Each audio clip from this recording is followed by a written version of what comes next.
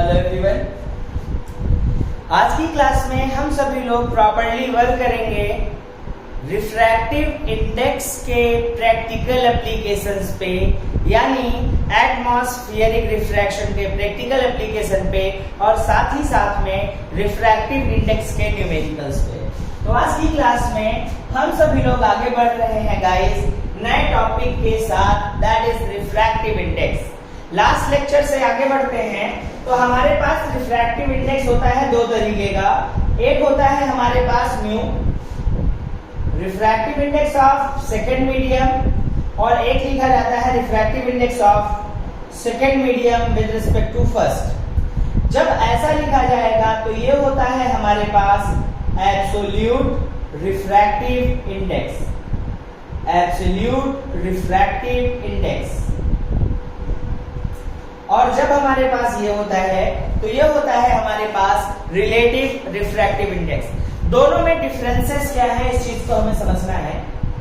तो ये हमारे पास रहा रिलेटिव रिफ्रैक्टिव इंडेक्स। एक्चुअली ये जो होता है ये आपका रिफ्रैक्टिव इंडेक्स होता है किसी एक मीडियम का दूसरे मीडियम के रिस्पेक्ट में, ठीक है।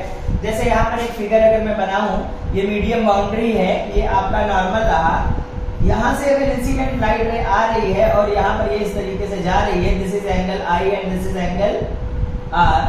तो यहाँ पर आप देख पा रहे हैं this is incoming medium where angle I is made from the normal, and this is the outgoing medium जहां पर एंगल आर बन रहा है नॉर्मल के साथ। अब आप यहाँ पे देखेंगे तो यहाँ पर एब्सोल्यूट रिफ्रैक्टिव इंडेक्स है विद रिस्पेक्ट टू एयर, ठीक है, और यहाँ पर रिफ्रैक्टिव इंडेक्स है with respect to first medium.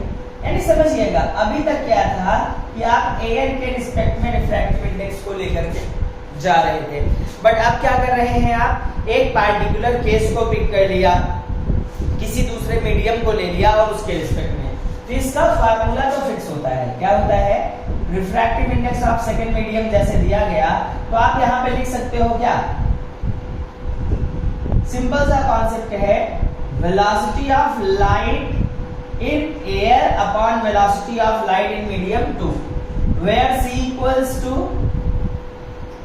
3 into 10 to power 8 metre per second.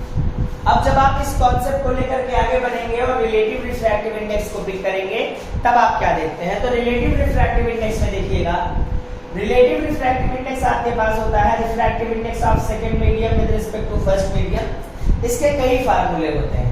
देखिए पहला फार्मूला तो मिला sine i upon sine r, sine i upon sine are.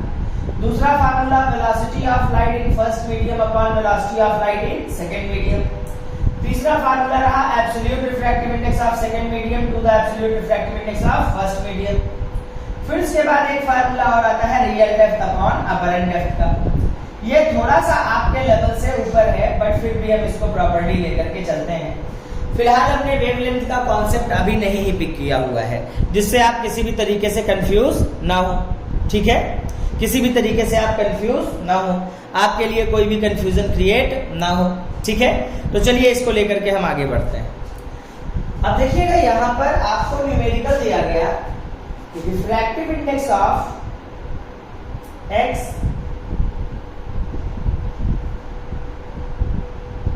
First question है, refractive index of x is 3/2 या 4/3 कर लीजिए, 4/3, and refractive index of y equals to 6/5, 6/5। यानी यहाँ पर आपको x का रिफ्रैक्टिव इंडेक्स दिया गया एयर के रिस्पेक्ट में, दिस वन, और y का रिफ्रैक्टिव इंडेक्स दिया गया इसके रिस्पेक्ट में। तो यहाँ पर आपसे पूछा गया find the refractive index of x with respect to y। After that find refractive index of y with respect to x, ठीक है। तो यहाँ पर देखिएगा आपको अगर वेलोसिटी दी जाती तब तो आप डायरेक्टली रख देते, आप वेलोसिटी को डायरेक्टली प्लेस कर देते, लेकिन आप देख पा रहे हैं कि वेलोसिटी नहीं दी बैठी, refractive index of x with respect to y। तो यहाँ पर क्या करेंगे, refractive index of x upon refractive index of y। तो देखो यहाँ पे x का रिफ्रैक्टिव इंडेक्स कितना है 4/3 अपॉन 6/5। अब आप लिखेंगे तो 5 4 जा 20 अपॉन कितना हो जाएगा 80। 5 4 जा 20 अपॉन 80 मल्टीप्लाई करेंगे तो ये नीचे आ जाएगा और ये ऊपर चला जाएगा। तो इसे सॉल्व करिएगा, ये 9 आ गया और ये 10 आ गया, तो 1.1 मिल गया रिफ्रैक्टिव इंडेक्स। किसका? x का refractive index with respect to y। Second आपको दिया गया यहाँ पे रिफ्रैक्टिव इंडेक्स के कॉन्सेप्ट में ही कि जब आप इसको सॉल्व करोगे, अब की बार आपको कहा गया कि अब आप चाहो तो डायरेक्टली पिक कर सकते हो refractive index of y upon refractive index of x, या फिर आप कहिए कि 1 upon refractive index of x with respect to y, यानी इसी का रेसिप्रोकल। तो सीधा सा कॉन्सेप्ट 9/10 मिल जाएगा और यहां पर आपको मिलेगा 0.9, ये इसका रिफ्रैक्टिव इंडेक्स रहा। अब आपसे कहा गया कि if velocity of light in medium x equals to 2 × 10⁸ metre per second, then find velocity of light in medium y। बड़ा सिंपल सा रहा। आपको x और y की वेलोसिटीज का रिलेशन पता ही है। आप चाहे x का रिफ्रैक्टिव इंडेक्स y के रिस्पेक्ट में निकालिए, चाहे y का रिफ्रैक्टिव इंडेक्स x के रिस्पेक्ट में निकालिए। तो यहाँ पर आपने फार्मूले को प्लेस करना है। कैसे? Refractive index of x with respect to y equals to होता है vy अपॉन vx। इसकी वैल्यू आपको पता है, x with respect to y कितना मिला 10/9 और velocity of light y to the velocity of light in x। तो यहाँ पर y की वैल्यू कितनी दी गई, फाइंड करना है, और x की वैल्यू कितनी है 2 × 10⁸। सॉल्व करिएगा तो ये मिलेगा 1.1 × 10⁸।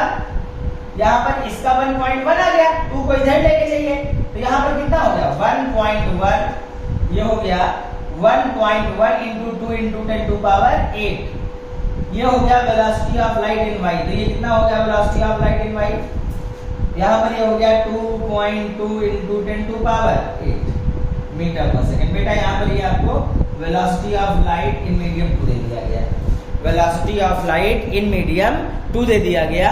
ये कॉन्सेप्ट अपने पास यहाँ पर थॉरोली दिया गया, इसको नोट करिए, फिर आगे बढ़ते हैं। अगला कॉन्सेप्ट हमारे पास जो होगा वो होगा रिफ्रैक्टिव इंडेक्स के रिस्पेक्ट में अदर वेरिएशंस। चलिए देखते हैं इसको हम लोग। आई बिलीव आप लोगों ने नोट कर लिया होगा इसे, या स्क्रीनशॉट ले लिया होगा आप लोगों ने।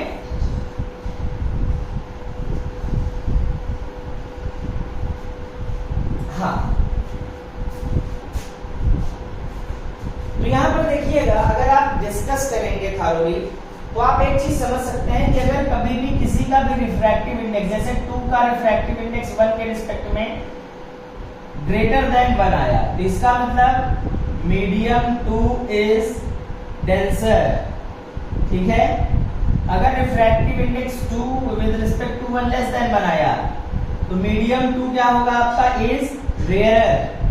और अगर ये इक्वल टू 1 आ गया तो दोनों ही मीडियम क्या होंगे आपके, बिल्कुल एक जैसी डेंसिटी को कंटेन करेंगे, एक जैसी डेंसिटी को कंटेन करेंगे। अब देखिएगा रिफ्रैक्टिव इंडेक्स का कॉन्सेप्ट क्या होता है। अगर 3 मीडियम्स प्रोवाइड किए गए तो जिसका रिफ्रैक्टिव इंडेक्स सबसे ज्यादा उसमें रिफ्रैक्शन सबसे ज्यादा, यानी कि आप यहां पर देख सकते हो larger the refractive index massive will be the refraction, massive will be the refraction, refraction उतना ही ज्यादा होगा, and smaller will be the velocity, smaller will be the velocity, velocity क्या होगी आपकी, कम होती जाएगी।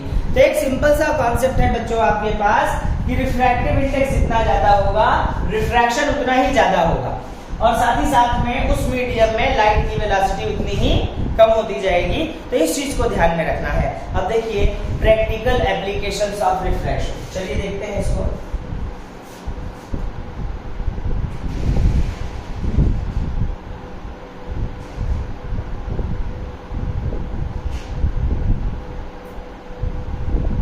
Application of refraction. तो एटमॉस्फेरिक रिफ्रैक्शन के केस में देखिए सबसे पहला एग्जांपल आपको जो दिखाया जाता है वो होता है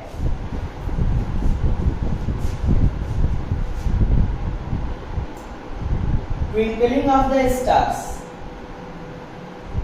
ट्विंकलिंग ऑफ द स्टार्स, ठीक है। सेकेंड आपको दिया जाता है ट्विंकलिंग ऑफ द स्टार्स रहा। सेकेंड आपके पास रहा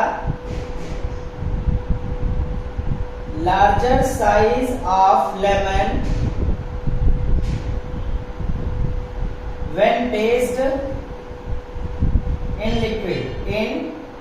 liquid. Third bending of stick.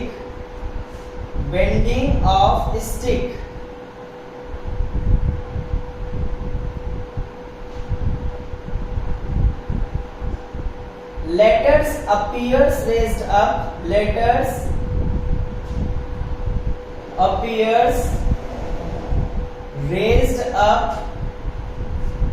when placed in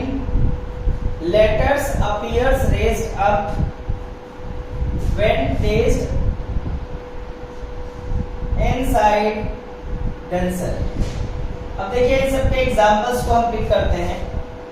सबसे पहली चीज देखिए, अगर आप किसी लेमन को अंदर रख रहे हैं लिक्विड के अंदर और बाहर से आप देखना चाहेंगे तो बेटा ये इस तरीके से लार्ज होता हुआ दिखाई देगा, लेकिन जब ये लाइट डेंसर से रेयर मीडियम में जाएगी तो इट मूव्स अवे, ये दूर चली गई।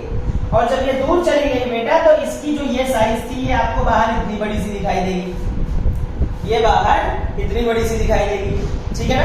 इसके अलावा देखिए अगर आपने एक कॉइन को बिल्कुल बॉटम पे रख रखा, कुछ ऐसा ही यहाँ पे देखिए, तो इस कॉइन को जब आप लेकर के निकलेंगे, यहां से लेकर के गए बाहर ऐसे यहां से यहां तक, तो बेटा बाहर जाने पर ये क्या होगा, away from the normal bend हो जाएगा।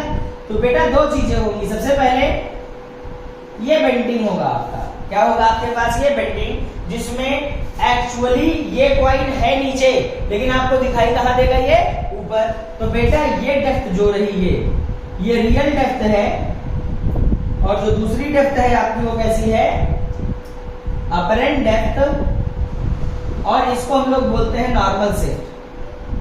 तो ध्यान दीजिएगा रिफ्रैक्टिव इंडेक्स का एक नया formula, mu equals to real depth upon apparent depth, ये रहा।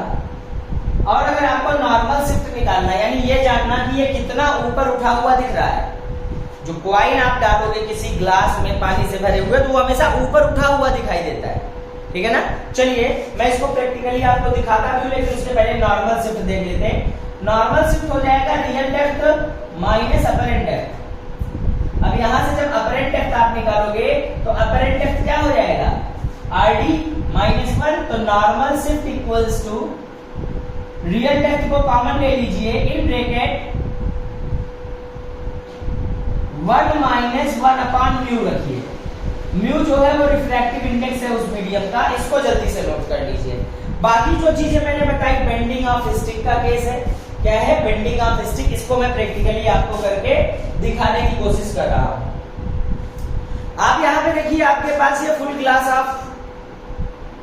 फुल कप ऑफ वाटर है ग्लास के अंदर, और ये रहा आपके पास एक लेमन। जब आप इस लेमन को इसमें डालते हैं तो आप क्या देख पा रहे हैं कि इसकी साइज जो है वो काफी हद तक बढ़ गई। What is the reason behind this? इसका रीजन बड़ा सिंपल सा है, that reason is atmospheric refraction, यानी वाटर डेंसर मीडियम था उससे निकलने वाली लाइट। अब देखिएगा ऐसा नहीं है कि ये इतना बड़ा है, एक्चुअली मेरी फिंगर्स को भी आप देख सकते हैं ये काफी थिक दिखाई दे रही हैं। जैसे ही बाहर किया ये एक नॉर्मल सा, और ये देख पा रहे हैं आप दोनों में डिफरेंस देखिएगा, ये डिफरेंस रहा आपके पास। अंदर डालने पर ये कितना बड़ा दिखाई दे रहा, रीजन बड़ा सिंपल सा है, light coming from lemon goes away from the normal, और जब नॉर्मल गई तो इतने बड़े लेमन को इसने बाहर से देखने पर इतना बड़ा करके दिखा दिया। दूसरा एग्जांपल आप देख सकते हैं, यहां पर मैं इसको थोड़ा सा और एक्सप्लेन करना चाहूंगा। जैसे आप देखिए ये एक मोर डेंस कप रहा, इसमें जब आप लेमन को डाल रहे हैं तो आप ये देखिए कि अगर ये बड़ा होता कब, तो लेमन इससे बाहर निकल आता, लेकिन कप की साइज ही इतनी है कि आपको ये इतना बड़ा, जबकि लेमन की एक्चुअल साइज कितनी है, you know it very well, आपको पता है लेमन की एक्चुअल साइज। चलिए इसको निकालते हैं, पहले ये तो फंस गया इसमें फिलहाल, ठीक है ना। तो यहाँ पर लेमन की एक्चुअल साइज जो है वो क्या है आपके पास, दिस पर, ये रहा आपके पास लेमन का एक्चुअल साइज। तो यहाँ पर ये चीज हम समझ गए। अब उसके बाद देखते हैं, जब आप किसी पार्टिकुलर स्टिक को वाटर के अंदर डिप करते हैं तो इसकी भी बेंडिंग होती है, और इसकी बेंडिंग होने का रीजन बड़ा सिंपल सा है। इसकी बेंडिंग के होने का रीजन बड़ा सिंपल सा है, और वो ये आप देख पा रहे हैं, ये बिल्कुल स्ट्रेट है, लेकिन अंदर जाने पर ये बेंट हो गया, आपको बड़ा दिखाई दे रहा है, ठीक है ना। और इसके अलावा एक चीज और, अगर आप इन लेटर्स को देख पा रहे होंगे तो आप देखिए ये लेटर्स भी आपको काफी बड़े दिखाई दे रहे हैं। रीजन बड़ा सिंपल सा है, रीजन वही है आपका कि जब वो अंदर से लाइट बाहर आ रही है तो भैया वो डेंसर से रेयर में होने के रीजन से एक्सपेंड हो रही है और away from the normal move कर रही है, जिसके रीजन से प्रॉपर रिफ्लेक्शन आपका अकर कर रहा है। तो ये सारे एड, और twinkling of the sky, twinkling of the sky को भी आप अच्छे से समझिए कि जो आपका ट्विंकलिंग ऑफ द स्टार है, ट्विंकलिंग ऑफ द स्टार्स, जो टॉप स्टार्स की लाइट आ रही है वो हमारे एटमॉस्फेयर के डिफरेंट मीडियम से होते हुए हमारे पास तक पहुंच रही है, जिसके रीजन से उसकी वेलोसिटीज क्या कर रही हैं, वेरी कर रही हैं, और वेलोसिटी के उस वेरिएशन के रीजन से आपको ये मिल रहा है।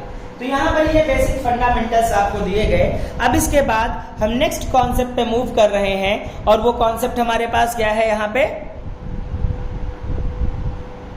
नहीं, आज की क्लास को इतने पे ही ड्रॉप करेंगे। नेक्स्ट क्लास में हम सभी लोग critical angle and total internal reflection के कॉन्सेप्ट को पिक करेंगे। Thank you class.